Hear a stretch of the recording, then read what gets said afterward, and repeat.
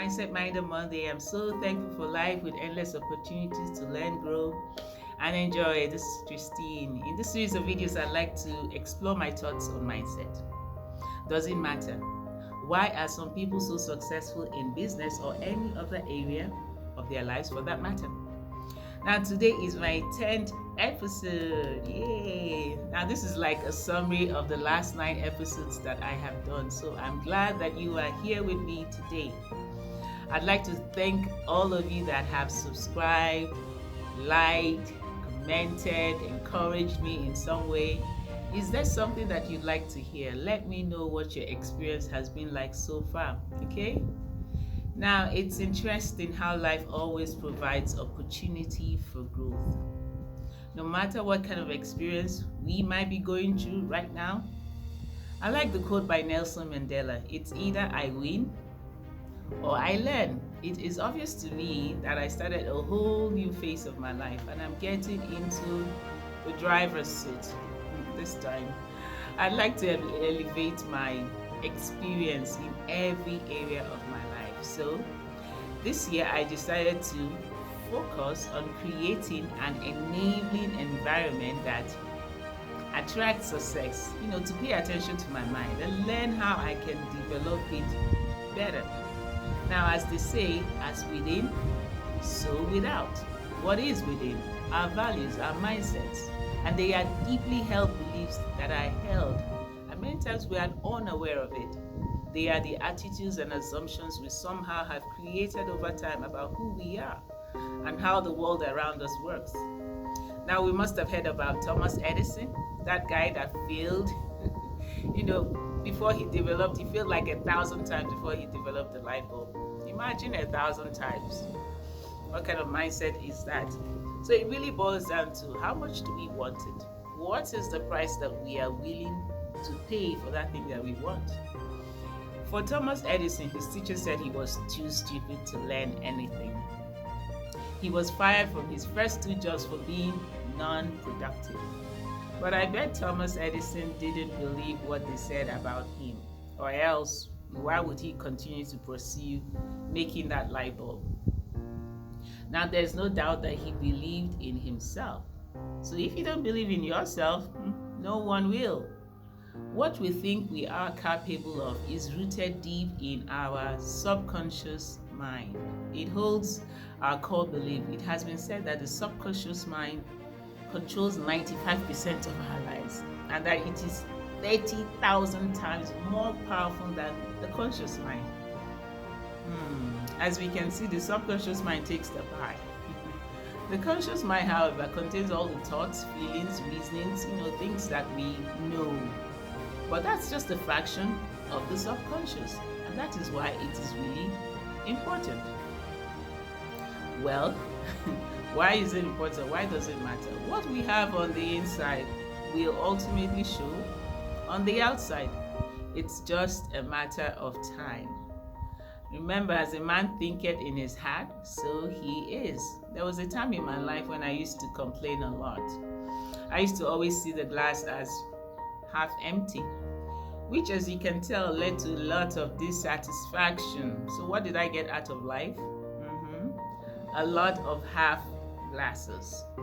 So I also grew up with parents that worked really hard, just to get by, have a decent income. So I guess I grew up with that idea that money does not grow on trees, and one really has to work very hard to make a decent income. Now, at this point, you might say, well, isn't that a fact? Isn't that how it happens? I'd say it depends on who you ask. Now, the good news is, when we realize a mindset that is not working for us, we can do a reset. It's never too late to reset our thinking concerning any area of our lives. When you think that a thought once, it really has no power. But the mountain builds over time when the thought becomes persistent and intense. Now, can we develop on our God-given personality, intelligence? Can we make it more than we perceive that it is? This, I think, is crucial because it determines what we think that we are capable of and what we aspire for our lives. Aspiration, they say, comes before determination, right? When you think, I'm only this much capable, this much smart, it results to giving up early. That's a fixed mindset. On the other hand, what we want is a growth mindset. It believes that whatever skills that we have been handed from above, there's a chance to improve on it through hard work and perseverance. Now, have you tried riding a bicycle up a hill? That's how it feels, excruciating. Focus on what you want, because what we focus on expands. So a mindset can either be positive and encouraging or negative and defeating. Empowering beliefs are those beliefs that, we think about ourselves that are positive and helpful. They make us feel good about ourselves, and they kind of energize us to take action. On the other hand, the negative mindset is called a limiting belief, because they are thoughts and opinions that we believe that are true, but they tend to limit us, hinder us from growing as we ought to, whether it be in our private lives or professionally. Because what we have on the inside will eventually show on the outside. Are you paying attention, to what's going on the inside? It's easy to identify a seed, when we begin to see the fruits, right?